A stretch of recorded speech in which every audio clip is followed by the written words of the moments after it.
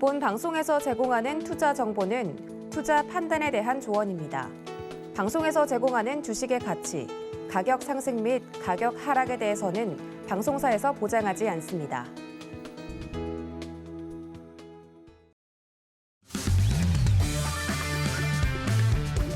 안녕하세요. 해외 시장 소식을 가장 빠르게 만나보는 시간, 해외 선물 신세계 리턴즈의 손자희입니다. 네, 우리 시각으로 밤 10시 30분에 개장한 미국의 3대 지수는 혼조 출발했습니다. 선물 시장에서는 3대 지수 모두 마이너스권에서 거래가 되고 있는 상황인데요. 나스닥이 가장 큰 폭의 하락을 보이고 있습니다.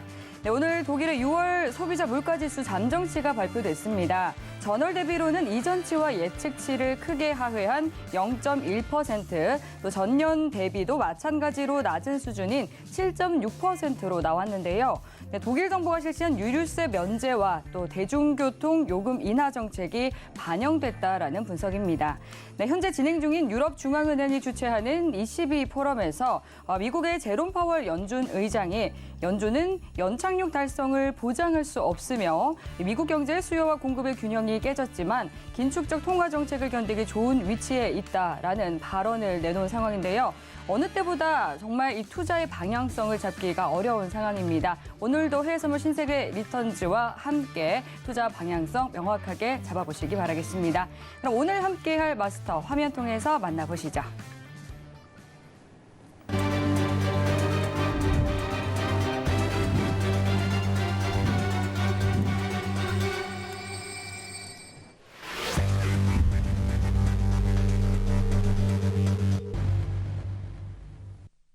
네, 오늘 성균 선생 마스터님과 함께합니다. 반갑습니다. 네, 안녕하세요. 네, 시청자분들께 인사 부탁드릴게요. 네, 시청자 여러분 안녕하십니까? 성균 선생입니다. 비가 많이 오네요. 네, 어떻게 퇴근 잘 하시고 댁에서 휴식 잘 취하고 계신지 모르겠습니다. 한국 시장은 오늘도 굉장히 좀 많이 빠졌죠. 단기 기술적 반등이 조금 끝나가는 게 아닌가 싶을 정도로 오늘 좀 많이 빠졌습니다. 오늘 같은 경우에는 미국 시장 그리고 우리가 인플레이션 관련해서 제일 중요한 게 유가입니다. 유가 관련된 소식 분석 가지고 왔습니다. 예, 오늘 1시간도 잘 부탁드립니다. 잠시 후에 뵙겠습니다.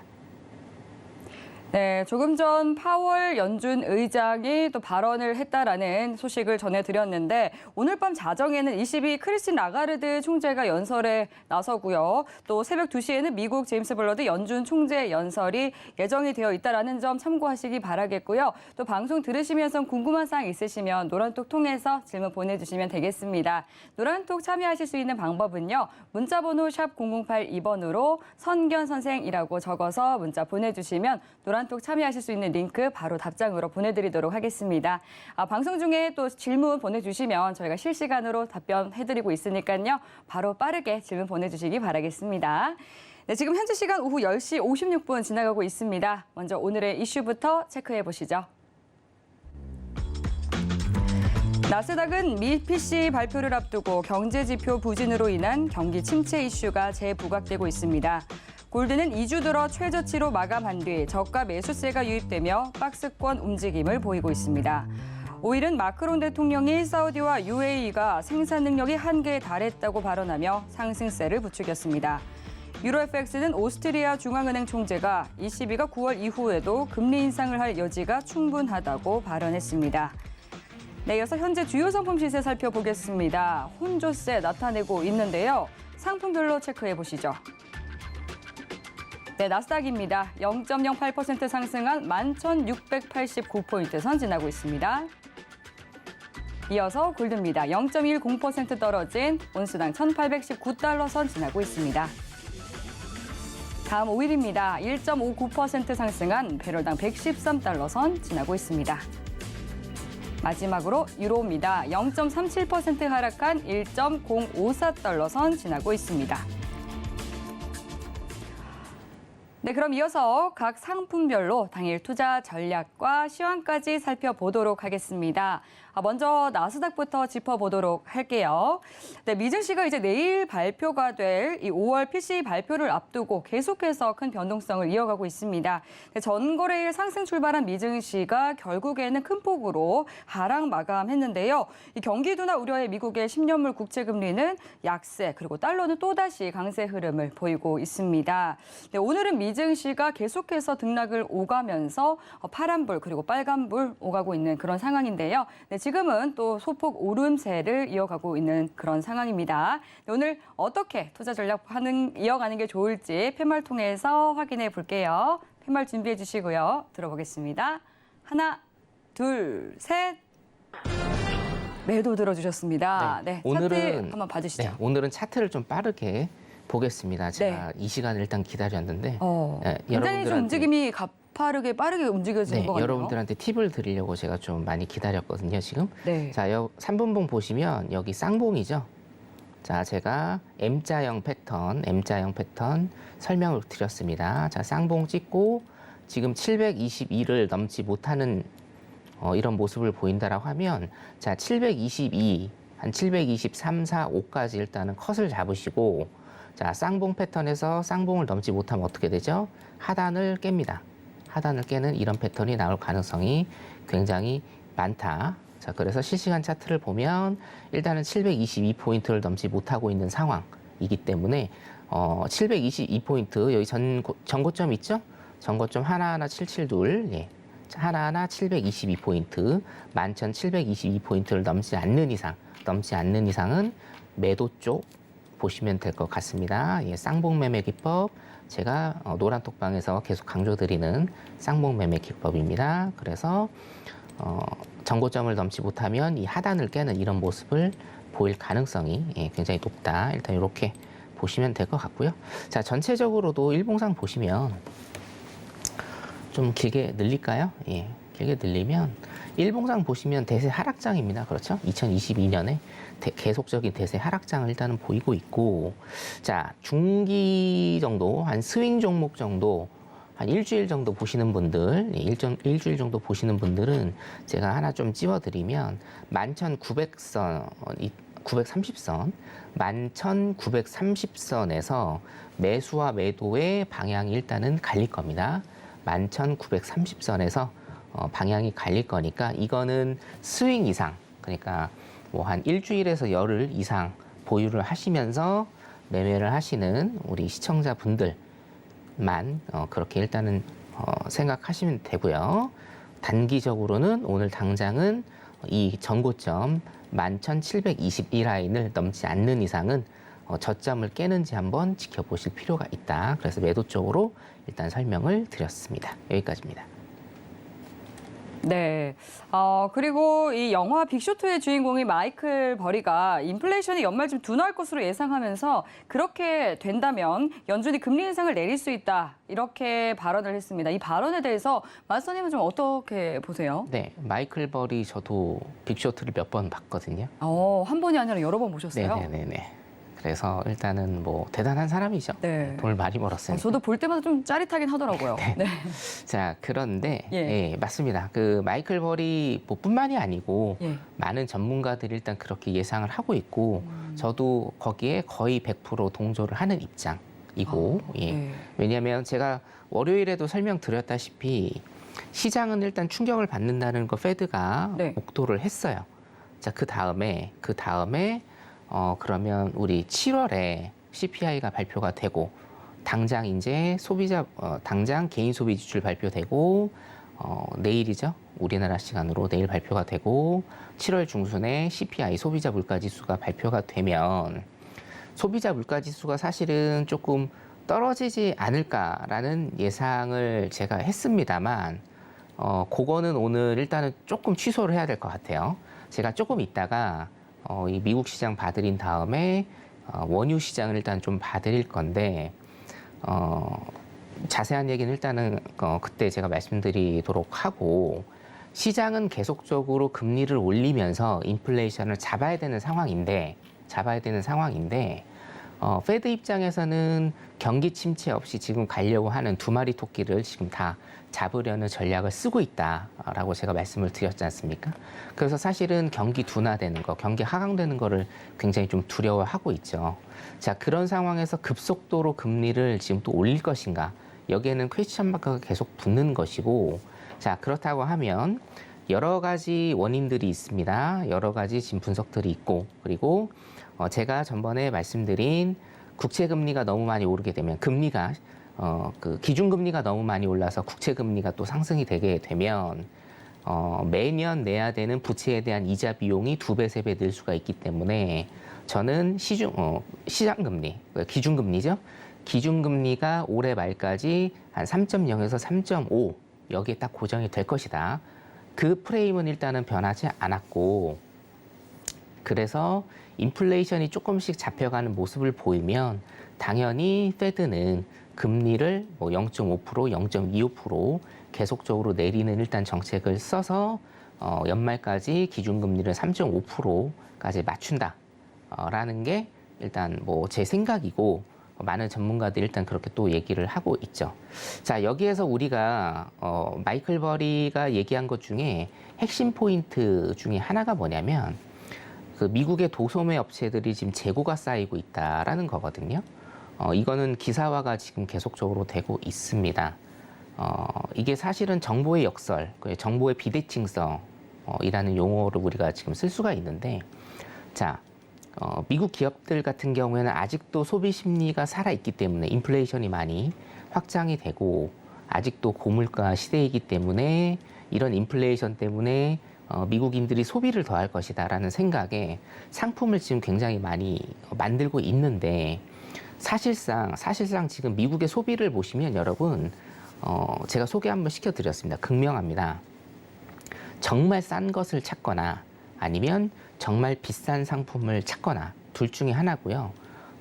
중간 가격이 없습니다. 자, 이런 상황에서 지금 실제적인 소비자와 그리고 실제적으로 제품을 공급하는 기업들 간의 정보의 비대칭성 때문에 지금 미국은 굉장히 많은 재고가 쌓이고 있다. 네. 근데 저는 좀 궁금한 게 계속해서 물가가 올라가고 있잖아요. 그러면 네. 지갑이 닫히리라고 생각을 해야 하는데 왜 수요가 계속해서 늘어나리라고 생각을 하고 좀 재고를 쌓아두고 좀 공급을 늘리고 있는지도 궁금하거든요. 그 큰 현상 중에 하나가, 이유 중에 하나가 코로나죠. 왜냐하면 네. 코로나 때문에 소비가 굉장히 많이 위축될 것이다. 네. 라고 일단은 생각을 했는데, 예. 그리고 실질적으로 우리나라도 그런 현상이 좀 있었는데, 네. 자, 지금 코로나 때문에 못하는 것들도 많지 않습니까? 예. 이 못하는 것들이 한꺼번에 터진다 이거죠.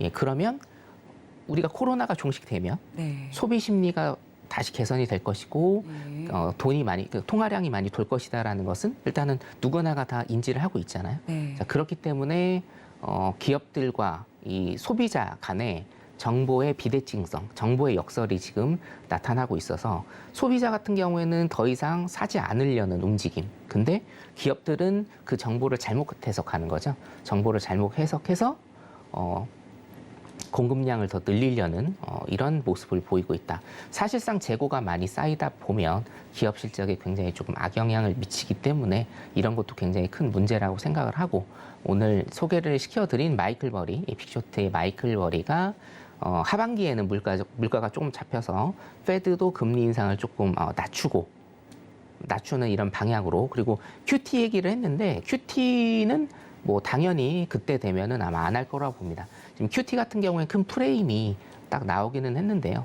사실상 QT가 어떤 시장의 통화량을 빨아들이는 굉장히 강력한 정책은 아니에요.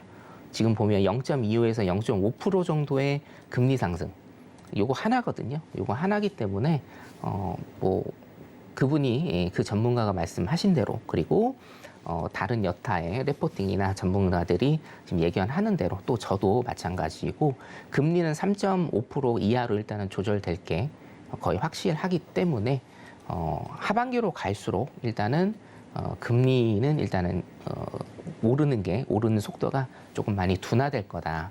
자, 두 번째로 여러분들이 체크를 하셔야 될 게, 어저께 이제 지표가 발표가 됐죠. 신뢰지수입니다. 소비자 신뢰지수가 굉장히 안 좋게 나왔습니다. 그러니까 소비자 신뢰지수를 제가 잠깐 설명을 해드리면 소비자가 쉽게 얘기해서 다음에 우리 인플레이션이 어떻게 될 것인가, 우리 경기가 어떻게 될 것인가를 예측하는 그런 지표인데 굉장히 안 좋게 나왔어요. 그래서 어저께 보시면 새벽 시장이 굉장히 크게 좀 빠지는 현상, 많이 빠졌죠. 폭락을 했습니다. 두 번째로 중요한 게 이제 리치몬드 지표였는데요. 리치몬드 지표 같은 경우에도 제가 방금 전에 말씀드린 기업의 재고하고 굉장히 좀 밀접한 관련이 있습니다. 리치몬드 지표도 굉장히 좀 안 좋게 나왔습니다. 기업들의 재고가 좀 많이 쌓이고 있다는 뜻이에요. 그렇기 때문에 어저께 큰 시장의 하락이 동반이 됐다. 일단 여러분들께서 이렇게 판단을 하시면 될 것 같습니다. 여기까지입니다. 네, 마스터님께서 또 말씀해주신 부분에 대해서 제가 디테일하게 좀 짚어드리자면 6월 소비자 신뢰지수가 2021년 이후 최저 수준으로 떨어졌고요. 기대 인플레이션이 사상 최고치를 기록하면서 경기 침체 우려가 다시 한 번 더 재부각되면서 전 거래일 또 나스닥 같은 경우는 3% 가까이 하락 마감을 한 상황입니다. 그리고 이제 마스터님께서 금리 같은 경우는 기준금리는 3.2% 이하로 연말쯤에는 조정이 될 것이고 금리 인상 속도는 둔화될 수 있다. 이렇게 진단을 해주셨고요. 이와 관련해서 노란톡으로 보내주신 시청자분의 질문 만나보도록 하겠습니다. 조막수님께서 미국의 인플레이션이 잡혔다는 신호를 어떤 지표를 통해서 알 수 있을까요? 라고 보내주셨는데요. 이 부분 정말 많은 시청자분들이 궁금해하실 것 같습니다. 네네. 어떻게 알 수 있을까요? 먼저 일단은 제가 말씀을 드리면 네. 우리 신세계 방송은 리플레이를 할 수가 있지 않습니까? 예. 그래서 월요일 방송을 보시면 제가 굉장히 좀 자세하게 말씀을 드렸고, 네. 자, 단기적인 인플레이션 잡히는 거는 뭐 CPI 있죠, 소비자 물가지수, 그리고 개인 소비 지출 요 정도, 그리고 그 GDP 디플레이터 같은 거, 한국이요. 이런 거 일단 단기적으로 보실 수가 있습니다. 단기적으로는. 자, 그리고 중장기적으로 어떤 지표를 봐야 되느냐, 제가 월요일에 굉장히 조금 수식 이용하면서 시그마 이용하면서 굉장히 좀 자세하게 설명을 드렸는데, 실업률 보셔야 됩니다. 실업률. 예. 자, 미국이 지금 계속적으로 얘기를 하고 있는 게 뭐죠? 경기 침체 없이, 경기 하강 없이, 그리고 노동시장을 건드리지 않고 인플레이션을 잡겠다라는 얘기를 계속하고 있다. 자, 그러면 제가 그래프 하나 그려드렸죠? 그래프. 우리 인플레이션과 실업률에 대한 그래프를 제가 그려드렸고, 그 기울기가 굉장히 급격하게 떨어져야 된다라고 제가 일단은 설명을 드렸습니다. 그래서 실업률의 지표, 그러니까 어떤 선 반영은 아니지만 소비자 물가지수, 어차피 후행적인 지표기는 한데요, 전부 다. 소비자 물가지수와 개인 소비 지출을 보시면 저번 달에 그리고 작년 대비해서 단기적으로 물가가 올랐다 내렸다를 판단하실 수가 있고, 자, 그러면 인플레이션이 어떻게 확실하게 잡혔느냐, 인플레이션이 정말 이제는 걱정할 수준이 아닌 지금 서서히 잘 가고 있는가, 이런 중기적인 지표를 보시려면 미국의 실업률을 일단 보셔야 된다. 미국의 실업률이 지금 3.6% 정도 나오고 있는데, 미국의 실업률은 4% 이상 가야 됩니다. 4.0% 이상 일단은 돌파를 해야 그나마 인플레이션이 조금 잡히고 있다라는 이런 시그널을 줄 수 있다라고 보시면 되겠습니다. 네, 여기까지입니다. 네, 그리고 조막소님에 대한 질문까지 만나봤습니다. 그럼 이어서 오일에 대한 당일 투자 전략도 알아보도록 하겠습니다. 네, 러시아산 이 가격 상한제 논의가 되고 있죠. 그리고 리비아에 이어서 에콰도르에서도 반정부 시위가 격화하면서 생산 차질이 심화하고 있는 상황입니다. 공급 우려가 지속되면서 3거래일째 상승하고 있고, 또 오늘까지도 상승하는 흐름 이어지고 있고요. WTI 3거래일간 7% 넘게 올랐는데요. 오늘도 1%대 상승하면서 배럴당 지금 113달러 선에 거래 이어가고 있는 그런 상황입니다. 지금 시청자님께서도 에드류님께서 이 금일 크루드 오일의 방향성, 그리고 진입 자리는 어디고 어디까지 봐야 될까요? 라고 질문 보내주셨는데요. 당일 투자 전략 팻말 통해서 확인해 보도록 하겠습니다. 준비해 주시고요. 들어볼게요. 하나, 둘, 셋. 관망을 들어주셨네요. 네. 네. 오늘은 일단은 매수 방향으로 보시는 게 맞는데 예. 오늘은 재고 지표가 있는 날이죠. 그렇죠. 예, 좀 이따가 재고 지표가 발표가 되기 네, 때문에 새벽에. 일단은 지금은 관망을 하시고 방향성 잡히면 그때 매매를 하시는 걸 제가 일단 추천을 드릴게요. 예. 자, 그래서 오늘 뭐 화요일이나 목요일이었으면 제가 진입 자리를 조금 말씀을 드릴 수가 있을 건데 네. 조금 이따가 여러분 재고 지표가 있습니다. 물론 이제 요즘 재고 지표는 예전 뭐 한 2, 3년 전 재고 지표하고 완전히 다르기는 하지만 그래도 재고 지표는 5일 수요일에 있는 5일에 굉장히 큰 빅 이벤트이기 때문에 일단은 좀 관망을 보시는 게 좋고요.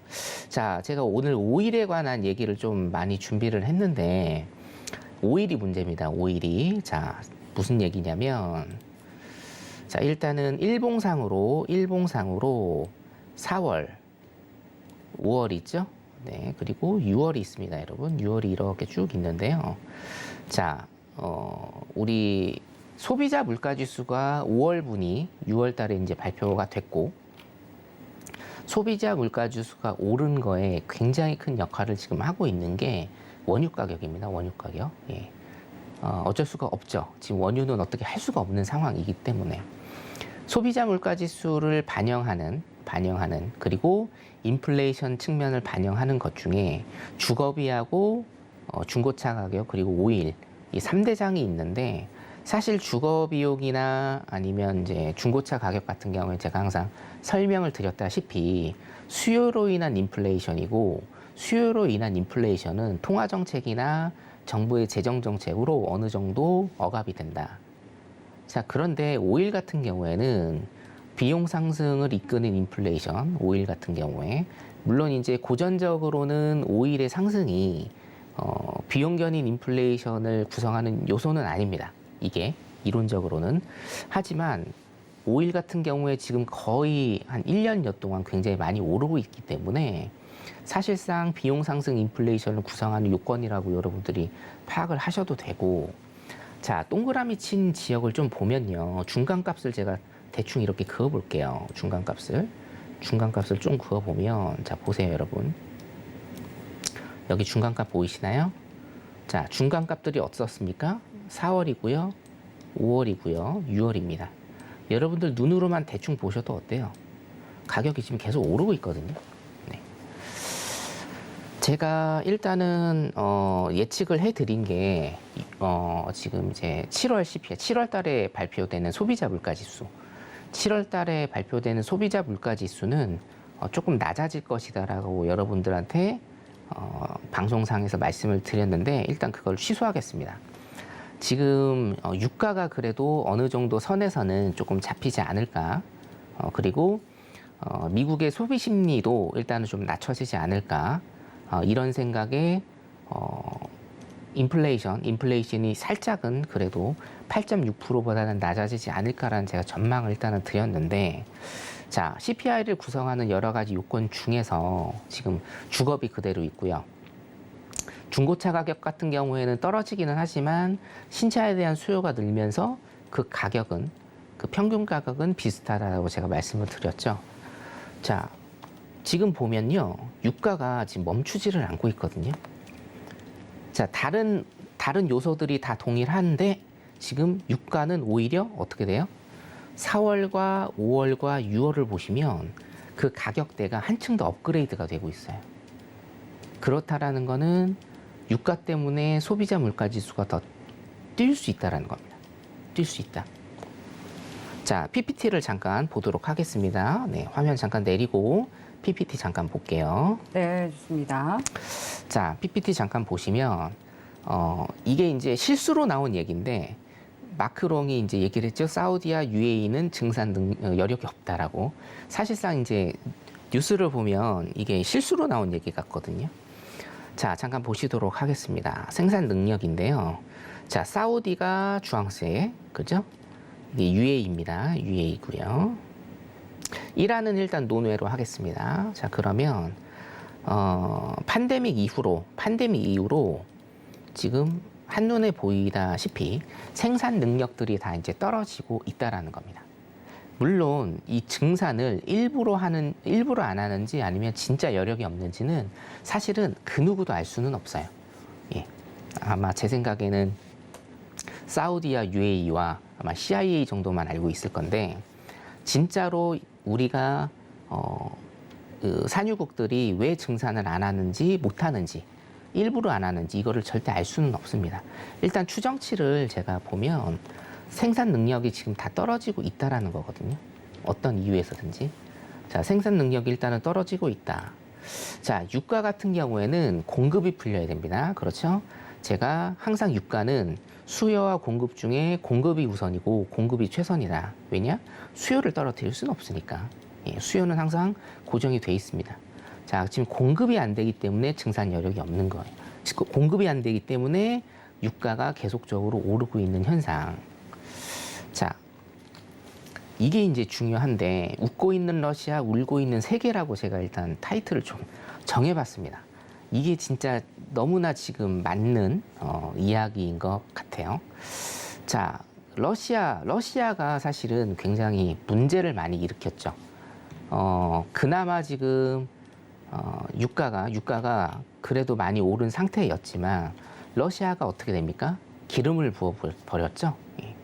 그리고 유럽연합 같은 경우에는 러시아 제재를 위해서 러시아산 원유를 금수 조치를 해버렸는데 이 금수 조치된 이 원유가 지금 어디로 가고 있나요?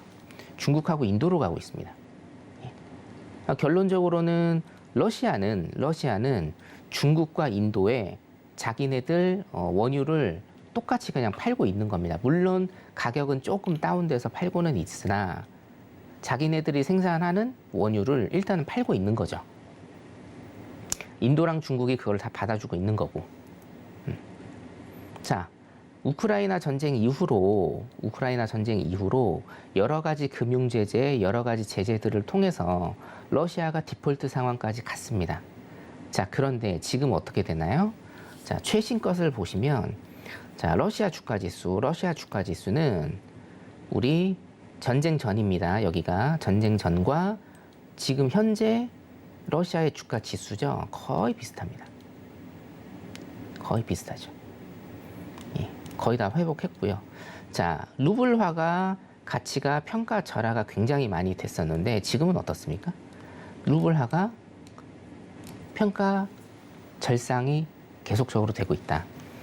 그러니까 사실은 러시아가 전쟁을 일으킴으로 해서 자, 원유 가격이 굉장히 많이 상승을 했고 원자재 가격도 굉장히 많이 상승을 했고요.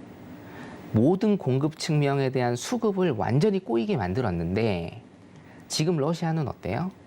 러시아는 주가도 회복을 했고 대미 달러에 대한 환율도 회복을 했어요. 그렇죠?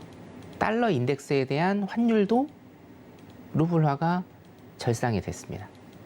자, 모든 경제 상황이 일단은 러시아가 정상으로 돌아가고 있다. 물론 여러분 한 가지 체크하실 거는 이게 표면적인 겁니다. 여러분 표면적인 것. 그 안에 내부 상황은 우리가 일단은 지금은 알 수는 없지만 밖에 보이는 표면 상황은요. 러시아는 지금 전쟁을 일으켰고 전쟁 중임에도 불구하고 그리고 하루에도 수조 원의 천문학적인 전쟁 비용이 들고 있음에도 불구하고 일단 외형적인 경제는 전쟁 전과 동일하게 돼버렸어요. 근데 지금 세계는 어떻습니까? 미국, 한국 어떤가요? 유럽 어떤가요? 지금 굉장히 어렵죠. 제재를 했는데 그 제재가 소위 얘기해서 먹혀 들어가지를 않고 있죠. 자, 원유 제재를 했습니다. 어디서 받아요? 인도랑 중국에서 받죠. 그러면 원유 제재를 했는데 피해를 감수하고 원유 제재를 했는데 피해는 누가 보고 있어요? 유럽연합이 보고 있고 그게 더 커져서 지금 세계 원유값이 굉장히 크게 상승을 하고 있고 원유값이 잡히지 않으니까 세계 물가가 뛰고 있습니다. 세계적으로. 그렇죠? 그래서 웃고 있는 러시아, 울고 있는 세계라는 이 타이틀이 굉장히 지금 상황하고 맞아 떨어져 가고 있다. 자, 러시아를 잠깐 보면 자, 다음 거 볼게요. 자, 러시아를 보면요. 지금 이게 우리나라로 치면 경상수지거든요. 러시아의 경상수지입니다. 굉장히 많이 올라와 있습니다. 자, 세계적으로도 이게 지금 어떤 현상인지에 대해서 의문점이 굉장히 좀 많아요. 아니 전쟁을 일으키고 있고 전쟁 중이고 이런 나라가 어떻게 경상 수지가 이렇게 높아졌느냐. 여기에 대해서 제가 뭐 팁을 좀 하나 드린다라고 하면 일단은 러시아 자국 내에 외국 자본이 그렇게 크지 않다. 그래서 외국 자본의 이탈이 그렇게 크지 않아서 일단은 경제가 버티고 있다라고 해석을 하는 게 지금 가장 많이 나온 일단은 해석법이라고 일단 생각을 합니다. 자, 그렇다라고 하면 잠깐 PPT 좀 내리겠습니다. 네. 자, 그렇다라고 하면 우리가 가장 지금 시급하게 해야 될 건 뭐냐면요. PPT 잠깐 다시 보겠습니다. 자, 오펙 원유 생산 비율 분해, 러시아의 원유 생산입니다. 그렇죠? 오펙에서 원유를 생산하는 비율 분해 러시아 원유 생산이요. 지금 근 40%에 육박을 합니다. 40%. 자, 40%에 육박을 하는데 이 40%를 유럽에서 안 받고 있다라고 생각을 해보세요. 당연히 뜁니다. 가격이요. 그렇죠? 당연히 뛰죠. 근데 이걸 인도랑 중국에서 다 받고 있다. 그렇기 때문에 러시아는 손해보는 장사가 아니죠. 왜냐? A에서 못 팔면 B에서 팔면 되니까요. 러시아는 그래서 지금 버티고 있는 거고, 오히려 미국을 비롯한 유럽이 이 원유 때문에 굉장히 고통을 받고 있고 전 세계적으로 사실은 고통을 받고 있다.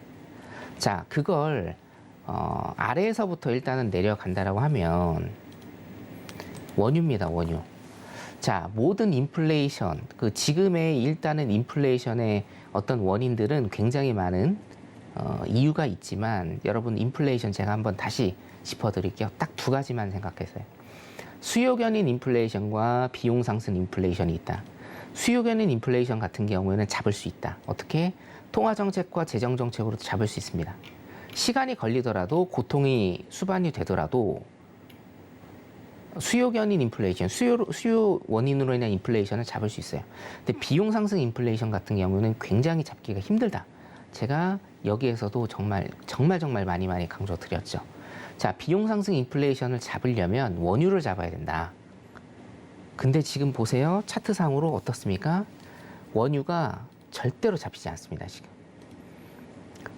제가 6월 초만 해도 원유는 조금 잡힐 모습이 보여서, 자, 원유가 지금 하락을 할 좀 기운이 보여서 이 원인 때문에 CPI가 조금 낮아질 것이다. 7월이요. 7월에 소비자 물가지수가 조금 낮아질 것이다라고 여러분들의 말씀을 드렸는데, 일단은 그 내용은 오늘 죄송하지만 취소를 하도록 하겠습니다. 지금 너무 극명히 보이거든요. 평균 가격이 110달러 선입니다, 여러분. 원유 가격이요. 그렇죠? 한 번 더 짚어드리면, 자, 4월 달에 이 라인의 뭐 중간값, 요 정도 되죠? 그리고 5월 달 이 라인의 중간값. 자, 제가 여러분들 6월 CPI가 5월 CPI보다 높아질 거라고 예견을 드렸을 거예요. 이유는 간단하죠. 원유가 올랐으니까. 다른 소비재가 떨어지지 않고 원유가 올랐기 때문에 제가 6월 CPI 오를 것이다. 그래서 자이언트 스텝 갈 것이다 라고 말씀드렸습니다. 자, 그런데 지금 6월입니다. 6월 달. 하루 남았으니까요. 중간값이 여기입니다. 어떻게 됐나요? 또 올랐죠. 그 6월 CPI도요, 또 오를 가능성이 굉장히 커요. 네, 이번에 발표되는 7월에 발표된 6월 CPI도 오를 가능성이 굉장히 큽니다. 자, 그렇게 되면 어떻게 될까요? 금리는 0.5%를 올릴까요? 0.75%를 올릴까요? 아니면 진짜 1%를 올릴까요? 네. 여기에 대해서도 여러분들한테 좀 짚어드릴 내용이 좀 많을 것 같습니다. 노란 톡방에 일단은 들어오시면 조금 더 자세하게, 좀 딥하게 제가 좀 말씀을 드릴 수 있을 것 같습니다. 일단은 원유가 문제다. 그리고 원유 가격 여러분들이 진짜 매일매일 잘 체크하셔야 된다. 자, 오늘 여기까지 하겠습니다. 네, 국제 유가에 힘을 불어넣고 있는 요인들에 대해서 짚어주셨습니다. 이에 또 오늘도 오름세를 계속해서 이어가고 있는 상황이고요. 국제 유가가 잡히지 않는다면 물가도 계속해서 상승할 가능성이 크다라고 말씀을 해주셨습니다.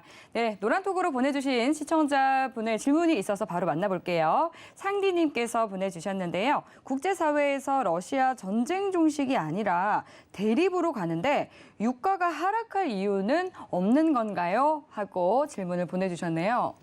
어떻게 생각하실까요? 그 여러 가지 이슈들 그리고 여러 가지 현상들을 여러분께서 계속 생각하시면 너무 헷갈려서 답이 안 나와요. 예. 자, 딱 짚어드릴게요. 네. 수요와 공급만 보시면 돼요. 그렇죠? 가격을 결정하는 건 수요와 공급입니다. 수요는 제가 항상 강조드리죠. 고정돼 있습니다. 이건 공급의 문제예요. 공급의 문제. 그러면 자, 이거를 풀 수 있는 방법 제가 극단적으로 설명을 한번 드려볼까요? 자, EU에서 유럽연합에서요 러시아 금수 조치를 풀어요. 그리고 받습니다. 그렇죠?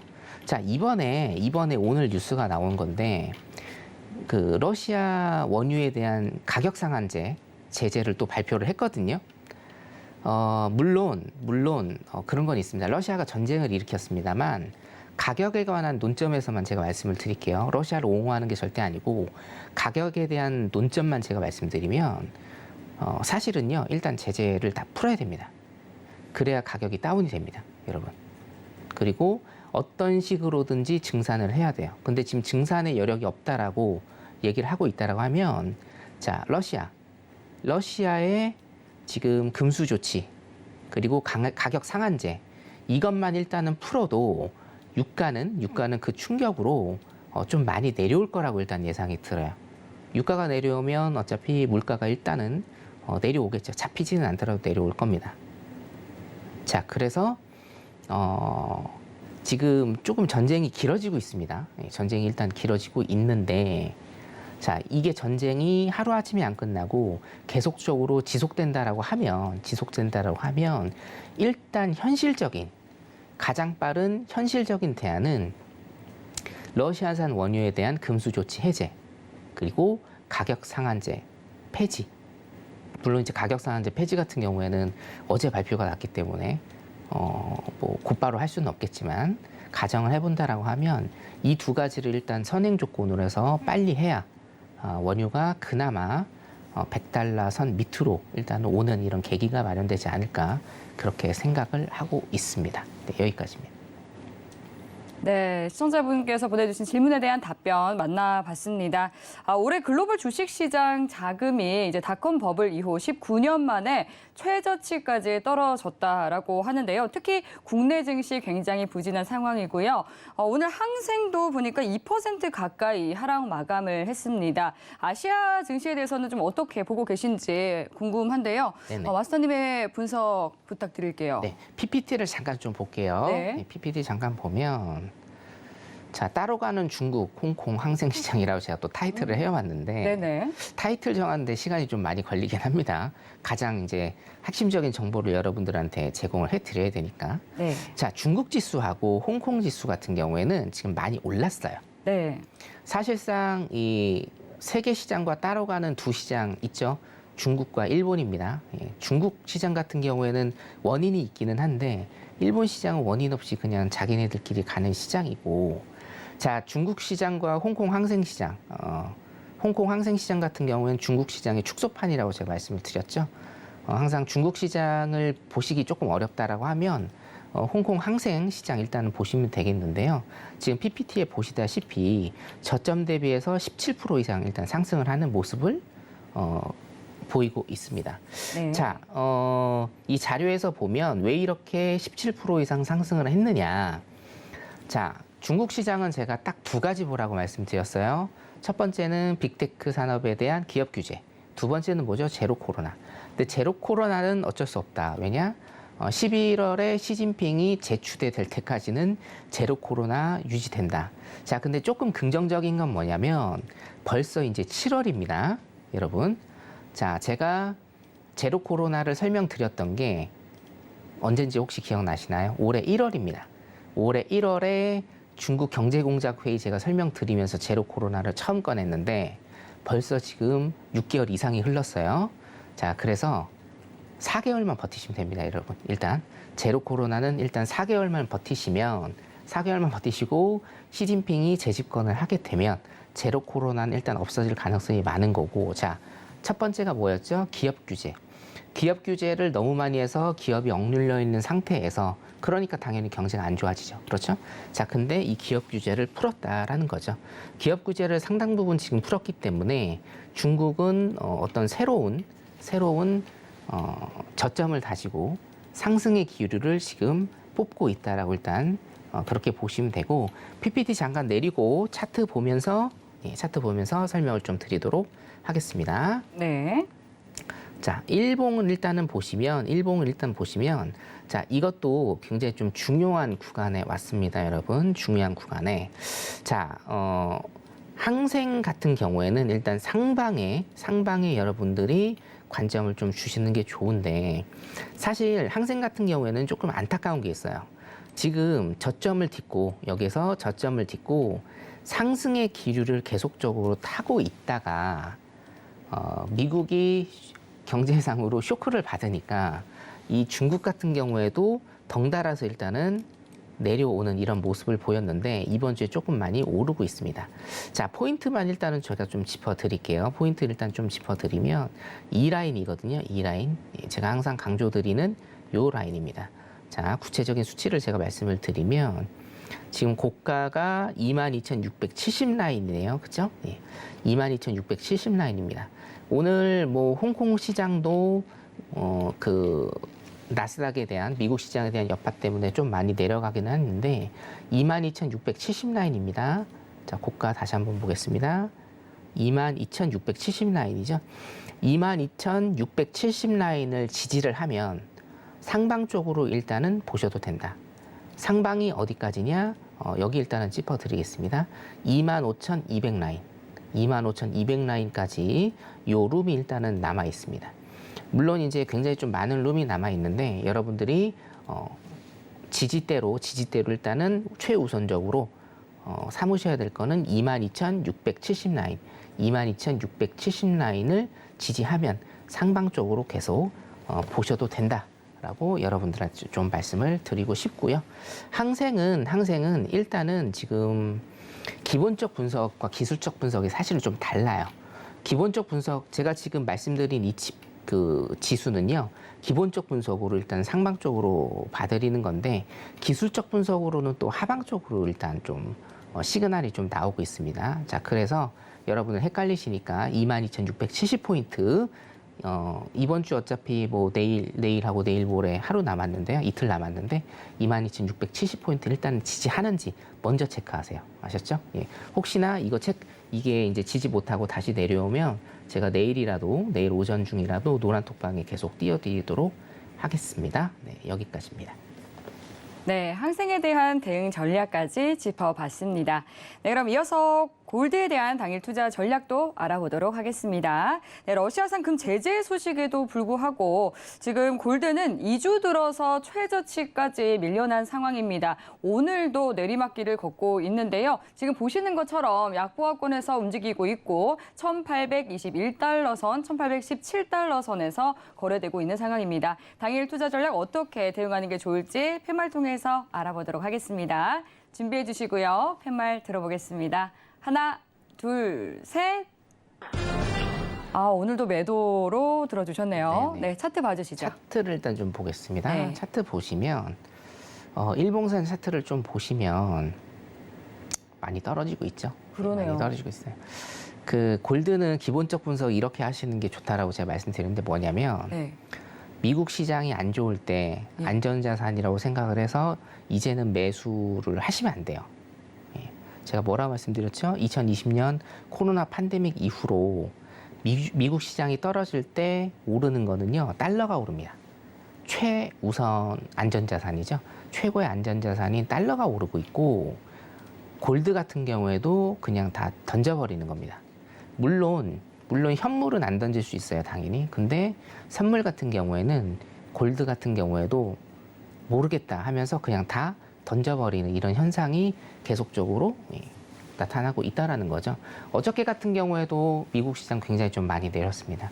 미국 시장이 굉장히 좀 많이 내리면서 골드도 전부 다 우리가 시장 참여자들이 시장에다 다 골드를 던져버리는 이런 현상 계속적으로 일단 되고 있고, 기술적 분석으로 제가 이제 체크를 좀 해드리면 말씀드렸다시피 그 왼쪽과 오른쪽이 지금 같죠?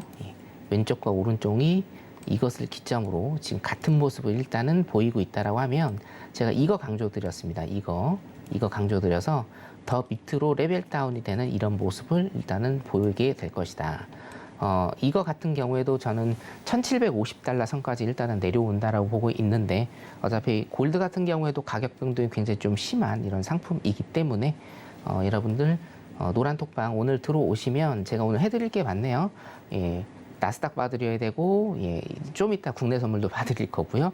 5일 골드, 항생까지 전부 다 자리값 받으려야 되니까 내일 오전에 제가 그 차트 기술적 분석 동영상 올려드리지 않습니까? 제가 올려드리거든요.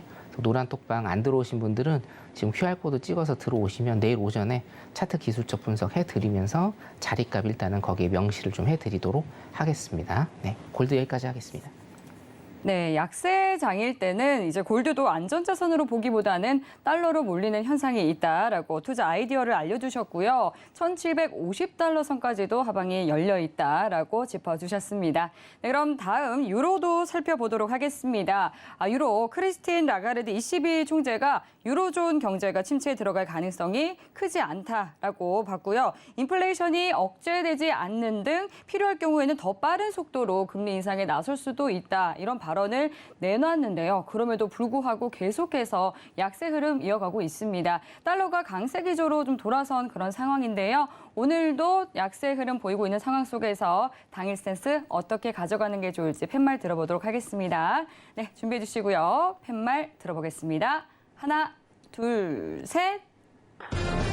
네, 역시나 매도 들어주셨는데요. 네, 차트 봐주시죠. 큰 그림상으로도 일단은 유로는 매도 포지션을 가시는 게 이제 좋고요. 자, 보시면 21년 차트부터 일단 보시면 엄청나게 지금 많이 떨어지고 있죠. 네, 언제까지 빠질지 정말 네. 모를 만큼 빠지고 있네요. 조금 안타까운 상황인데, 뭐 유로를 처음에 만들었을 때 한 네. 20년 전에 그 달러 기축 통화에 대항을 하겠다라고 일단은 만들었는데, 네. 사실상 그거는 실패를 한 것 같고요. 실패를 한 것 같고, 자, 지금 유럽연합도 굉장히 고물가로 고통을 일단은 받고 있고, 여러 가지 러시아 제재 때문에 자기네들이 고통을 받고 있는 일단 이런 상황이고, 인플레이션 때문에 금리 인상을 계속적으로 해야 되는 상황이다라고 하면 여러분들 역외관계로 보시면 되고요. 역외관계. 유로도 사실은 굉장히 간단합니다. 역외관계에 의한 자금의 흐름으로 일단은 보시면 돼요, 여러분. 항상 수요와 공급 이것만 일단 생각하시면 됩니다. 제가 신세계에 와서 처음 했던 것도 이제 수요와 공급 이론이었거든요. 처음에. 그만큼 어떤 시장 상황이 복잡하고 어떤 현상이 복잡할 때는 수요와 공급 이론만 일단은 비교를 해서 보시면 돼요. 자, 자명합니다. 자, 지금 미국도 불확실성이 많죠. 유럽연합도 불확실성이 굉장히 많고요. 세계 경제가 불확실성이 많습니다. 자, 그러면 확실한 거 하나를 빼고는 모두 다가 불확실한 겁니다. 그렇죠? 이렇게 간단하게 생각하시면 돼요. 그러면 통화에서 가장 확실한 건 뭡니까, 여러분? 달러입니다, 달러. 달러 이외의 것들은 그냥 다 불확실성을 내재하고 있다라고 보시면 굉장히 간단합니다. 그렇기 때문에 유로 같은 경우에도 저는 제가 유로 매수 든 적은 한 번도 없거든요. 여기에 나와서. 왜냐?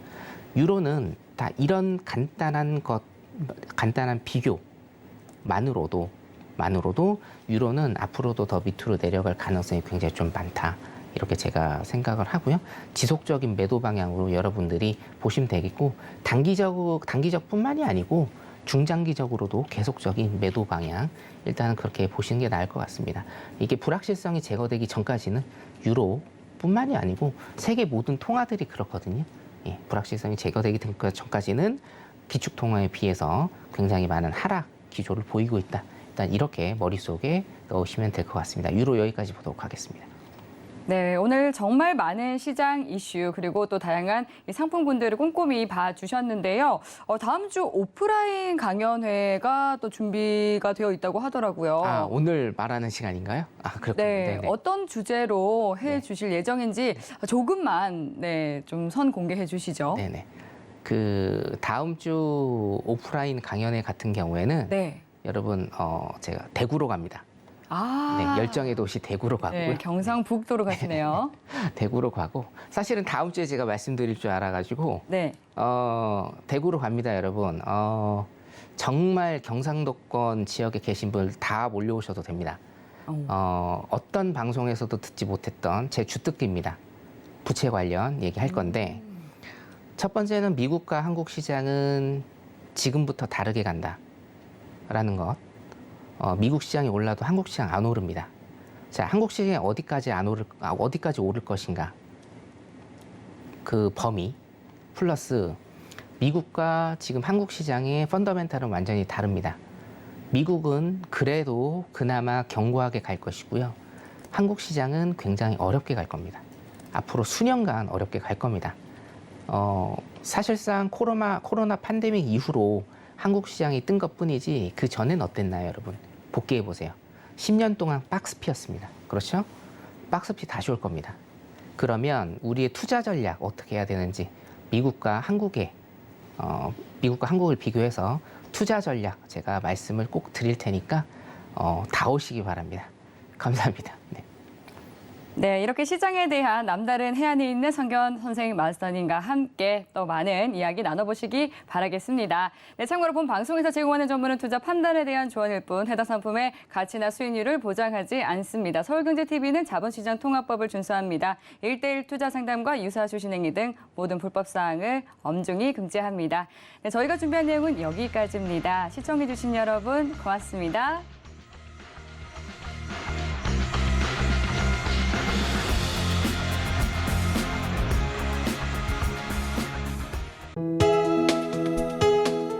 본 방송에서 제공하는 투자 정보는 투자 판단에 대한 조언입니다. 방송에서 제공하는 주식의 가치, 가격 상승 및 가격 하락에 대해서는 방송사에서 보장하지 않습니다.